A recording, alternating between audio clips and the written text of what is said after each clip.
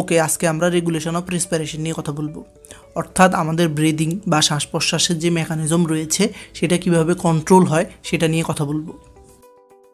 তো মেইন টপিকে যাওয়ার আগে আমরা প্রথমে একটা বেসিক জিনিস বোঝার চেষ্টা করি, সেটা হচ্ছে মেটাবলিক অ্যাক্টিভিটি যখন বাড়বে তখন রেসপিরেশন বাড়বে।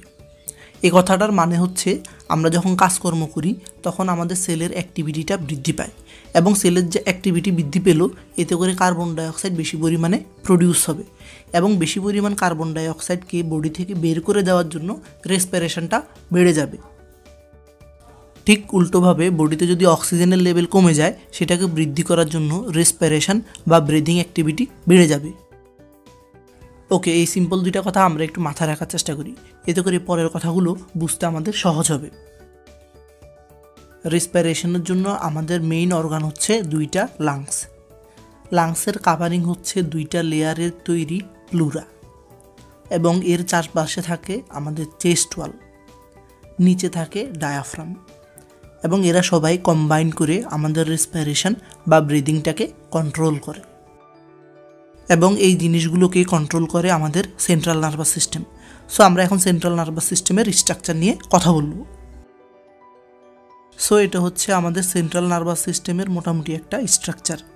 এদিকে হচ্ছে ভেন্ট্রাল পার্ট বা সামনের দিক, এবং এটা হচ্ছে ডর্সাল সাইড বা পিছনের দিক, এবং এটা হচ্ছে সেরেব্রাম, এটা হচ্ছে সেরেবেলাম, এটা হচ্ছে মিডব্রেইন, এটা হচ্ছে পন্স, এটা হচ্ছে মেডুলা, এবং নিচের দিকে থাকতেছে আমাদের স্পাইনাল কর্ড। এখন যে জিনিসটা বুঝতে হবে সেটা হচ্ছে সেন্ট্রাল নার্ভাস সিস্টেমের ভিতরে কতগুলো গ্রুপ অফ নিউক্লিয়াস রয়েছে, যারা অ্যাকচুয়ালি স্টিমুলেশন কিংবা ইনহিবিশন পাঠানোর মাধ্যমে লাংস, চেস্ট ওয়াল এবং ডায়াফ্রামকে কন্ট্রাকশন অথবা রিল্যাক্সেশনে সাহায্য করে, এবং আলটিমেটলি রেসপিরেশনটাকে কন্ট্রোল করে। পন্সের নিচের দিকে থাকে একটা গ্রুপ অফ নিউক্লিয়াস যেটার নাম হচ্ছে অ্যাপনিয়াস্টিক সেন্টার। এই সেন্টারটা মূলত আমাদের প্রলং ইন্সপিরেশনে সাহায্য করে, অর্থাৎ আমরা যখন বড় করে শ্বাস নেই সেই কাজটা করে থাকে অ্যাপনিয়াস্টিক সেন্টার। একদম সহজ করে যদি বলি তাহলে এই অ্যাপনিয়াস্টিক সেন্টারটা আমাদের ইন্সপিরেশনের জন্য সুইচ অন হিসেবে কাজ করে। পন্সের উপরের দিকে আরেক ধরনের গ্রুপ অফ নিউক্লিয়াস থাকে যেটার নাম হচ্ছে নিউমোট্যাক্সিক সেন্টার।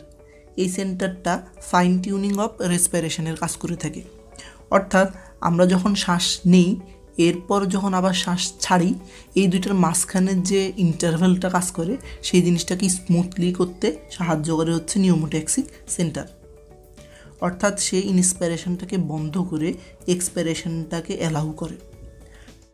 সহজ কথায় সেই ইন্সপিরেশনের সুইচ অফ হিসেবে কাজ করে। মেডুলাতে দুই ধরনের গ্রুপ অফ নিউক্লিয়াস থাকে। ভেন্ট্রাল দিকের যে গ্রুপ অফ নিউক্লিয়াস সেটার নাম হচ্ছে ভেন্ট্রাল রেসপিরেটরি গ্রুপ, এবং ডর্সাল দিকে যে গ্রুপ অফ নিউক্লিয়াস রয়েছে সেটার নাম হচ্ছে ডর্সাল রেসপিরেটরি গ্রুপ। এই দুইটা গ্রুপ অফ নিউক্লিয়াস হচ্ছে রেসপিরেশনের মেইন সেন্টার, অর্থাৎ এরা ডিরেক্টলি রেসপিরেশনটাকে কন্ট্রোল করতে পারে। ওকে, ঘটনাটা যেটা হয় সেটা হচ্ছে প্রথমে অ্যাপনিয়াস্টিক সেন্টার থেকে একটা পজিটিভ স্টিমুলেশন মেডুলাতে আসে এবং ইন্সপিরেশন শুরু হয়। এরপর নিউমোট্যাক্সিক সেন্টার থেকে একটা নেগেটিভ স্টিমুলেশন আসে এবং ইন্সপিরেশনটা বন্ধ হয়ে এক্সপিরেশনটা শুরু হয়।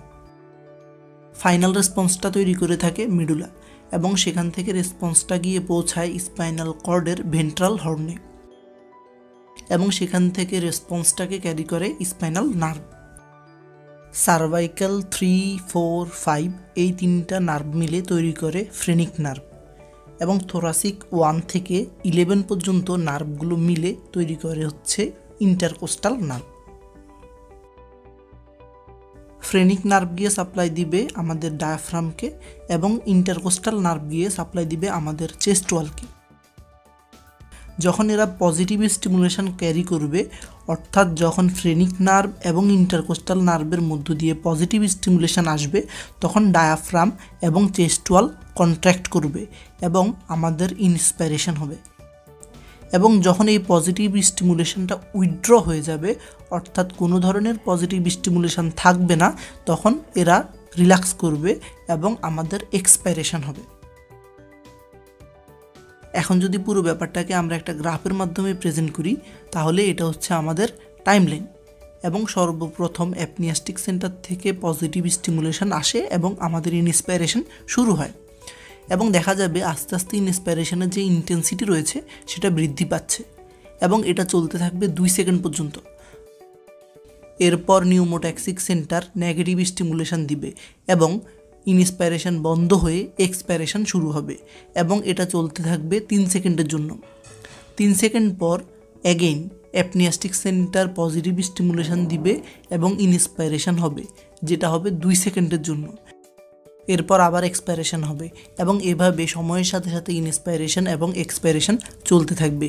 এটাকে বলা হয় ইন্সপাইরেটরি র্যাম সিগন্যাল মেকানিজম। ওকে, এখন আমরা খুবই ইন্টারেস্টিং একটা টপিক নিয়ে কথা বলবো। সাপোজ আমার ইচ্ছে হলো আমি কয়েক সেকেন্ডের জন্য কোনো ধরনের শ্বাস প্রশ্বাস নিব না, চুপ করে বসে থাকবো। অথবা এরকম হলো আমি কোনো ধরনের গুড নিউজ অথবা ব্যাড নিউজ শুনলাম, যে কারণে আমি কয়েক সেকেন্ডের জন্য নিঃশ্বাস নিতে ভুলে গেলাম। অর্থাৎ ঐচ্ছিক কিংবা ইমোশনাল কোনো কারণে আমরা কয়েক সেকেন্ডের জন্য আমাদের শ্বাস প্রশ্বাসটাকে বন্ধ করে রাখতে পারি, যে কাজটা করতে সাহায্য করে আমাদের সেরেব্রাল কর্টেক্স।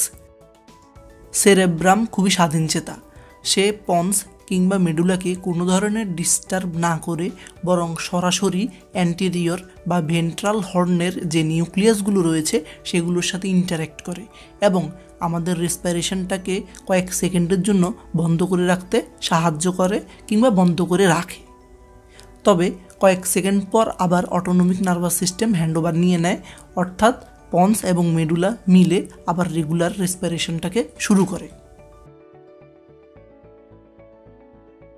ওকে, আশা করি সেন্ট্রাল নার্ভাস সিস্টেমের ইফেক্ট এবং কার্যপ্রণালী আমরা মোটামুটি বুঝে ফেললাম। এখন তাহলে আমরা দেখব সেন্ট্রাল নার্ভাস সিস্টেম ছাড়াও কতগুলো জিনিস রয়েছে যারা রেসপিরেশনের উপর ইফেক্ট তৈরি করতে পারে। তার মধ্যে সবথেকে ইম্পর্ট্যান্ট জিনিস হচ্ছে কেমোরিসেপ্টর। কেমোরিসেপ্টরসগুলো মেইনলি 2 ধরনের, একটা হচ্ছে সেন্ট্রাল কেমোরিসেপ্টরস এবং আরেকটা হচ্ছে পেরিফেরাল কেমোরিসেপ্টরস। প্রথমে আমরা সেন্ট্রাল কেমোরিসেপ্টরস নিয়ে কথা বলবো। কেমোরিসেপ্টর হচ্ছে সেই সব রিসেপ্টর যারা কেমিক্যাল অল্টারেশনটাকে বুঝতে পারে এবং সেই অনুযায়ী স্টিমুলেশন তৈরি করতে পারে। সেই কেমিক্যাল সাবস্টেন্সগুলো হচ্ছে partial pressure of carbon dioxide, partial pressure of oxygen, pH অথবা হাইড্রোজেন আয়ন। সেন্ট্রাল কেমোরিসেপ্টরগুলো মেইনলি মেডুলার ভেন্ট্রাল দিকে অবস্থান করে এবং এরা পার্শিয়াল প্রেশার অফ কার্বন ডাইঅক্সাইডের প্রতি বেশি সেন্সিটিভ। ওকে, এখন তাহলে মনে করি এটি একটি সেন্ট্রাল কেমোরিসেপ্টর এবং এটার পাশে থাকতেছে আমাদের সার্কুলেশন, যেটার মধ্য দিয়ে ব্লাড সাপ্লাই হয়। সাপোজ কোনো কারণে সেই সার্কুলেশনে হাইড্রোজেন আয়ন এবং পার্শিয়াল প্রেশার অফ কার্বন ডাইঅক্সাইডের পরিমাণ বেড়ে গিয়েছে, কিন্তু পার্শিয়াল প্রেশার অফ অক্সিজেনের লেভেলটা কমে গিয়েছে। তখন কার্বন ডাইঅক্সাইড সেন্ট্রাল কেমোরিসেপ্টরের মধ্যে প্রবেশ করবে। আমরা জানি যে সেন্ট্রাল কেমোরিসেপ্টর এবং সার্কুলেশনের মাঝখানে থাকে ব্লাড ব্রেন ব্যারিয়ার, যেই ব্লাড ব্রেন ব্যারিয়ারটাকে ক্রস করে কার্বন ডাইঅক্সাইড সেলের ভিতর প্রবেশ করতে পারলেও হাইড্রোজেন আয়ন সেলের ভিতর প্রবেশ করতে পারে না। এরপর কার্বন ডাইঅক্সাইড পানির সাথে বিক্রিয়া করে কার্বনিক অ্যাসিড তৈরি করবে, যেটা পরবর্তীতে বিয়োজিত হয়ে হাইড্রোজেন এবং বাইকার্বনেট তৈরি করবে এবং এই হাইড্রোজেন আয়নটাই সেন্ট্রাল কেমোরিসেপ্টরকে স্টিমুলেট করবে। সেন্ট্রাল কেমোরিসেপ্টর স্টিমুলেট হলে তারা ডর্সাল রেসপিরেটরি গ্রুপ এবং ভেন্ট্রাল রেসপিরেটরি গ্রুপকে স্টিমুলেট করবে, যারা পরবর্তীতে ইন্টারকোস্টাল নার্ভ এবং ফ্রেনিক নার্ভকে স্টিমুলেট করবে। এতে করে রেসপিরেটরি রেট এবং ভেন্টিলেশন বৃদ্ধি পাবে, ফলে বেশি পরিমাণ কার্বন ডাইঅক্সাইড শরীর থেকে বের হয়ে যাবে এবং অক্সিজেন শরীরের ভিতরে প্রবেশ করবে। ফলে সার্কুলেশনে হাইড্রোজেন আয়ন এবং partial pressure of carbon dioxide সেই সাথে অক্সিজেনের লেভেল ঠিক হয়ে যাবে। ওকে, এখন তাহলে আমরা পেরিফেরাল কেমোরিসেপ্টর নিয়ে কথা বলতে পারি। আমরা জানি যে এক্সটার্নাল ক্যারোটিড আর্টারি এবং ইন্টারনাল ক্যারোটিড আর্টারি এর মাঝখানে থাকে ক্যারোটিড বডি এবং আর্চ অফ অ্যাওর্টার সাথে যুক্ত থাকে অ্যাওর্টিক বডি। এরাই মূলত পেরিফেরাল কেমোরিসেপ্টর হিসেবে কাজ করে। ক্যারোটিড বডি থেকে কেমিক্যাল অল্টারেশনের সিগন্যালটা ক্যারি করে 9 নম্বর ক্রেনিয়াল নার্ভ বা গ্লসোফেরিঞ্জিয়াল নার্ভ, এবং অ্যাওর্টিক বডি থেকে কেমিক্যাল অল্টারেশনের সিগন্যালটা ক্যারি করে 10 নম্বর ক্রেনিয়াল নার্ভ বা ভেগাস নার্ভ। পেরিফেরাল কেমোরিসেপ্টরগুলো সম্পর্কে একটা কথা স্পষ্ট করে বলে দেওয়া দরকার, সেটা হচ্ছে এরা পার্শিয়াল প্রেশার অফ অক্সিজেনের প্রতি বেশি সেন্সিটিভ, এবং পার্শিয়াল প্রেশার অফ অক্সিজেনের লেভেলটা যখন 60 মিলিমিটার অফ মার্কারি থেকে কমে যাবে তখন এরা স্টিমুলেশন তৈরি করবে। ওকে, এখন যদি আমরা পেরিফেরাল কেমোরিসেপ্টরের একটা সেল নিয়ে অ্যানালাইসিস করে দেখি, তাহলে দেখতে পাবো যে সেখানে কতগুলো ভেসিকল রয়েছে যারা ডোপামিন কন্টেইন করে, এবং সেখানে বিভিন্ন ধরনের পটাশিয়াম চ্যানেল রয়েছে যেগুলোর মধ্য দিয়ে পটাশিয়াম সেলের ভিতর থেকে বাইরে বের হয়ে আসতে পারে। এখন কোনো কারণে যদি পার্শিয়াল প্রেশার অফ অক্সিজেনের লেভেলটা 60 মিলিমিটার অফ মার্কারি থেকে কমে যায়, তারা গিয়ে এই পটাশিয়াম চ্যানেলগুলোকে ইনহিবিট করবে। আবার মেটাবলিক কারণে যদি সেলের ভিতর হাইড্রোজেন আয়নের কনসেন্ট্রেশন বেড়ে যায়, তারা গিয়েও পটাশিয়াম চ্যানেলগুলোকে ইনহিবিট করবে।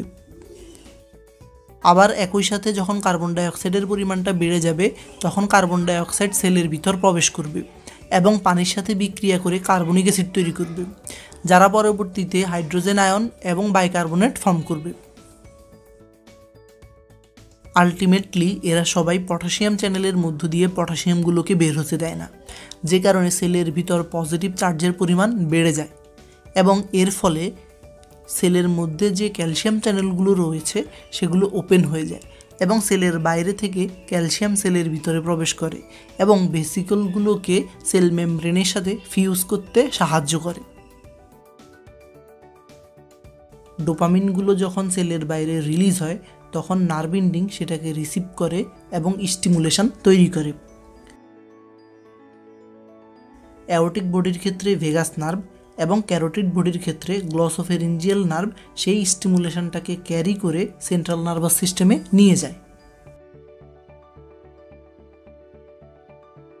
সেন্ট্রাল নার্ভাস সিস্টেমের মধ্যে অবস্থিত ডর্সাল রেসপিরেটরি গ্রুপ এবং ভেন্ট্রাল রেসপিরেটরি গ্রুপ সেই স্টিমুলেশনটাকে রিসিভ করে অ্যাকশানে পরিণত করে, ফলে আমাদের রেসপিরেটরি রেট বৃদ্ধি পায় এবং ভেন্টিলেশন বৃদ্ধি পায়, যার মধ্য দিয়ে অধিক পরিমাণ কার্বন ডাইঅক্সাইড সেলের ভিতর থেকে বের হয়ে যায় এবং বেশি পরিমাণ অক্সিজেন সেলের ভিতর প্রবেশ করতে পারে, এবং এতে করে সার্কুলেশনে পার্শিয়াল প্রেশার অফ অক্সিজেনের লেভেলটা বৃদ্ধি পায়।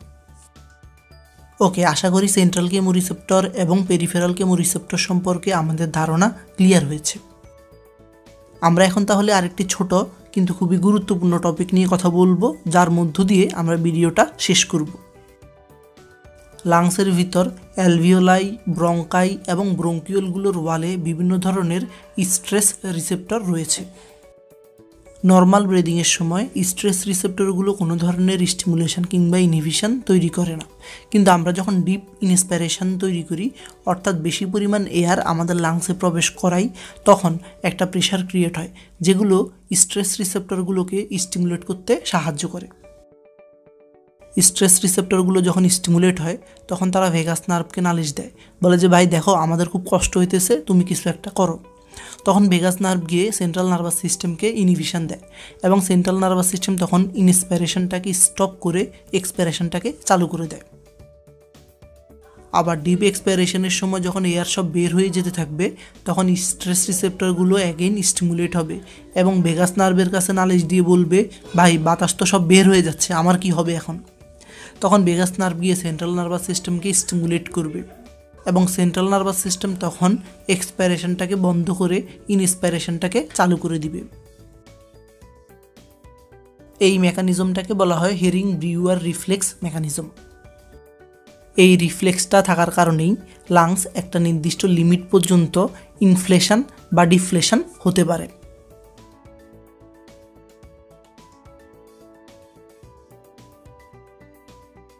ওকে, রেগুলেশন অফ রেসপিরেশন কিংবা রেগুলেশন অফ ব্রিদিং নিয়ে আজকে তাহলে এ পর্যন্তই কথাবার্তা।